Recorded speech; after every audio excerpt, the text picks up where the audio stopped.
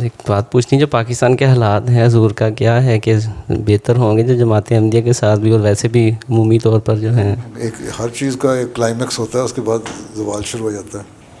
تو یہاں بھی ایک کلائمیکس ہونا ہے، کب ہونا ہے اللہ بہتر جانتا ہے. ٹھیک ہے، ابھی فلسطینیوں والا حال تو نہیں نہ ہو رہا پاکستان میں ابھی، بلکہ اللہ کا فضل ہے کچھ پچھلے کچھ عرصے سے کچھ بہتری کی طرف ہیں. کچھ لوگ ایسے ہیں افسروں میں سے بھی جن کے دلوں میں اللہ تعالیٰ کچھ نرمی پیدا کر رہا ہے، اس لیے کچھ بہتر بھی بعض نتائج سامنے آ جاتے ہیں.